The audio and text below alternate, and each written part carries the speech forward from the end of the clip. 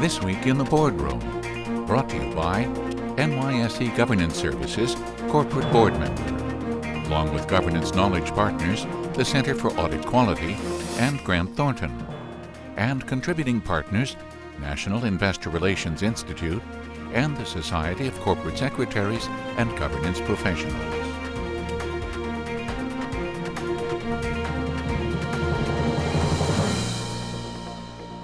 Welcome to this edition of This Week in the Boardroom. I'm TK Kerstetter, the chairman of NYSE Governance Services Corporate Board Member, and it's my pleasure to welcome you to the show.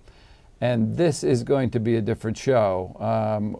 Joining us today is Tom Yorton, who's the CEO of Second City Communications. And yes, I did say Second City. All of you may get the association with this Second City comedy troupe. And we're happy to have you, Tom, join us. And obviously, the Second City is known for its comedy and improv. And, you know, when I think of Second City, I think of Bill Murray and John Candy and Aykroyd and Belushi and more recently Tina Fey. I mean, that is like the Hall of Fame absolutely kind of alumni that sort of comes out of there.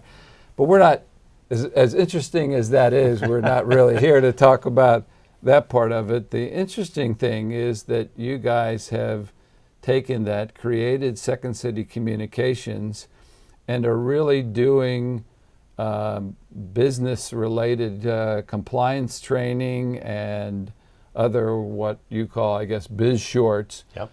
Talk a little bit about your entry into that and then your sort of reception in the marketplace. Yeah, it's great to be here. I guess I'm now into my 13th year at Second City Communications. I often say I'm the least funny guy in the company, so just to manage your expectation from the top. It's an interesting run we've had over that last time, and we're kind of unlikely bedfellows when it comes to the compliance topic, but it's interesting. I head up Second City Communications, which is the B2B arm of Second City. And essentially what we exist to do is take training in internal communications and marketing initiatives and make them more engaging. And we use comedy to do that. And a few years back, we started doing some assignments in the compliance space where companies would come to us and say, hey, this stuff is really important, but it's really dull. And our people aren't engaged at all. They're not paying attention. What can we do to bring this stuff to life so they can actually change some behavior? And we went to work on doing exactly that. We created some short, funny videos, kind of YouTube meets The Office, meets your code of conduct sort of thing. And we were off to the races. And we did a few custom assignments with clients, and we learned in doing those that there were some issues that just kind of transcended any corporation, any publicly traded corporation. And instead of just doing custom work, if we created a library of short, funny videos and short, funny content, there might be an opportunity for more clients to license them and get some use out of them.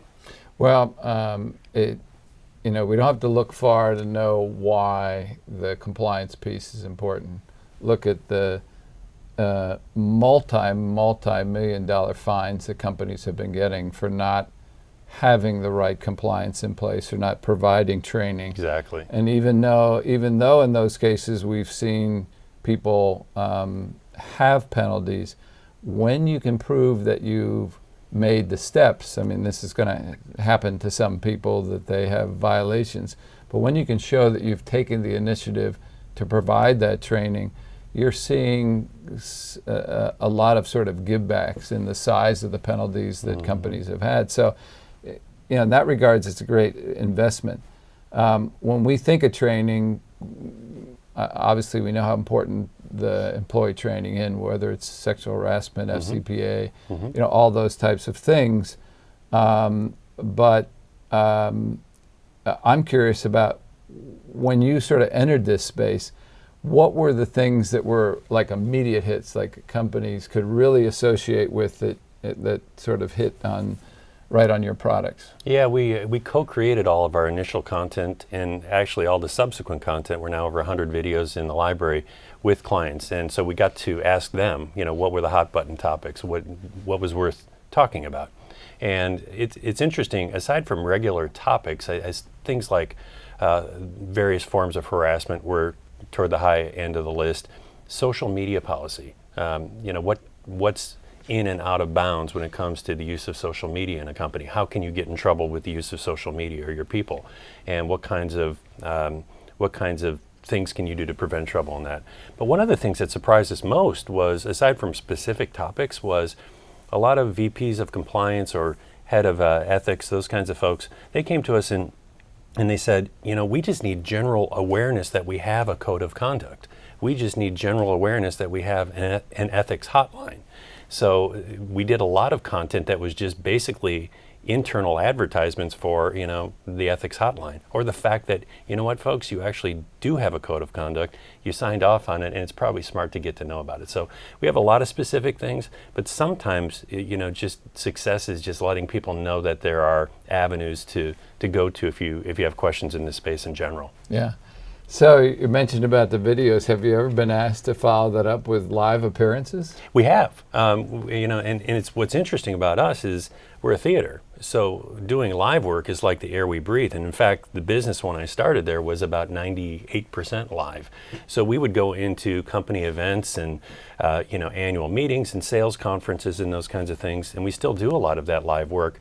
So for some of our Real Biz Shorts clients and partners, we absolutely have gone in and done not only the video work, but we've done trainings where we can help people, we create programs where we can help them create a more open, transparent communications culture. Or we can do live funny scenes at a sales conference to tee up some of the challenges that a sales force might face in staying compliant when they're out there, whether it's financial services or life sciences or energy. There are all sorts of regulations that are different space to space, and we've definitely done the live work as well. Well, I know they say that a picture is worth 1,000 words, so I know that I had asked you to bring along one of your samples. Absolutely. So that we could take a look at that. Set this up for our audience, if you will. Yeah, this one's a lot of fun. We get a lot of high marks for this particular one, and it's around the topic of competitive intelligence and the challenges that individuals and companies can face when they inadvertently come across proprietary information from a competitor. What do they do with it? And so the approach we take, as you'll see in the video, is we bring humor to it, and we kind of take that topic on genuinely with a device, kind of an angel-devil device that'll be familiar to viewers.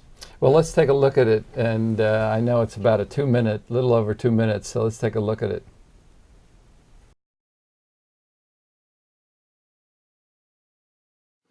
Stan, nice to meet you at the trade show this weekend. Please pass along this bid information to your colleagues at Power Cotec. What? Power Cotec is our competitor. Oh, this email was meant for Stan Connor. This guy must have just typed Stan and let his email autofill the rest. This is competitive information. I shouldn't be reading this. What a lucky break for you. Some competitive intelligence fell right into your lap. You'd be a fool not to read it. Stan, you're only allowed to use publicly available information obtained in an ethical manner to make your decisions. Looking at these numbers would violate company policy.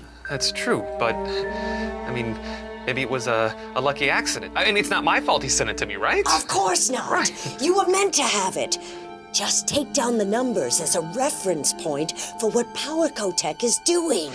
Stan, you have to reply to the email and let the sender know they sent it in error. Then delete it and disregard any information you might have inadvertently seen.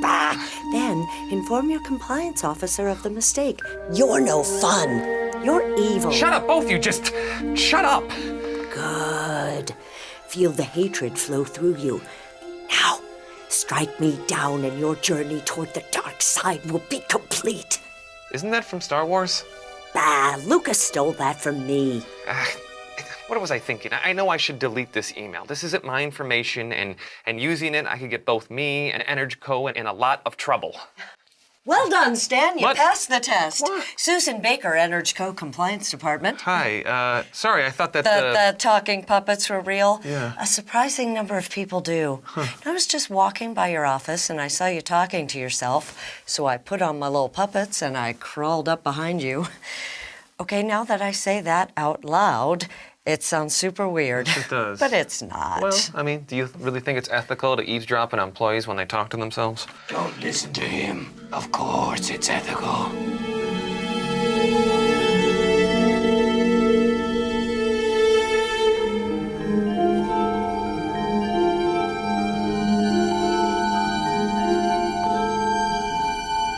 Tom, that was a great use of sort of the talent, the improv and the comedy, and like you said, all designed to try and get employees who typically are bored with this kind of stuff to be more engaged in the process. Yeah, I think that's an important distinction, because a lot of the initial questions when we got into this space, well, what are you guys doing here? These are very serious topics. You can't take it lightly. And we agree. The whole point that we're trying to make is you can't change behaviors until you change attitudes, and you can't change your employees' attitudes until they're paying attention. And the role of Real Biz is to really get them to pay attention, once again, to topics that are really important. In no way are we making fun of this stuff. We just want people to think about it, and we want them to think differently about it. Well, I think that certainly demonstrates that. You know, the last thing I wanted to ask you about was to put on your sort of futuristic hat or look into your crystal ball. Sort of when you look beyond your sort of existing reach, you know, into the corporations on the compliance training, what else do you see that sort of is the kind of thing where you can take your skill sets of your comedy and your improv that sort of will fit into what you see coming down the road? Yeah, it's really interesting. We've had success in this space beyond what we ever contemplated, and obviously because of that, we're looking at other things. So other topic areas that we would get into are things like sales training and things like leadership training and the general talent-related, HR-related topics that every company trains on. It's that same approach of using humor to get people to think differently about a topic. It can work in compliance, but all those other ones as well. So from a topic standpoint, those are things that are on our radar in the near term. And then in terms of delivery, there's some really interesting stuff going on within the enterprise. All the same, I guess, phenomenon that you're seeing in your personal life around the use of social media, all that's coming inside the enterprise as well. The same tools on how collaboration tools and learning management systems, and as there are new ways to get in touch with employees, those and new platforms to reach them, they're looking for compelling content to put there. And just like in your personal life, you're more likely to forward a funny video to a buddy than kind of a straight piece of content. The same thing applies within the enterprise. And so we want to take on those kinds of topics, but we want to partner with organizations that have interesting platforms to reach their people. And it would be, you know, you see things, examples of companies doing this kind of work are, Salesforce.com with its chatter feature, SuccessFactors, Yammer, LinkedIn. These are all companies that are really good at understanding what's going on socially within the enterprise, and those are very interesting developments for us. Well, when you think about it, there's got to be some good humor in the boardroom. So eventually, you'll have things specifically targeted, I'm sure, for directors. So, Tom Yorton, I just want to thank you for taking the time to stop in. Thanks for bringing your sample along as well. So, one last question: how Sure. would people find more about your organization? What's the best way for them to do that? Absolutely. If they wanted to go online, they could look us up at realbizshorts.com. realbizshorts.com. Okay, and we'll show that on at the close of this of our webcast. So, thanks for joining us, and that will conclude this edition of This Week in the Boardroom. We hope you enjoyed the show. We'll be back again next week when we take a look at another critical topic that'll help you be a better board member or committee member. So we'll see you then. Join us again next week for This Week in the Boardroom. Brought to you by NYSE Governance Services, Corporate Board Member, along with Governance Knowledge Partners, the Center for Audit Quality, and Grant Thornton, and contributing partners, National Investor Relations Institute, and the Society of Corporate Secretaries and Governance Professionals.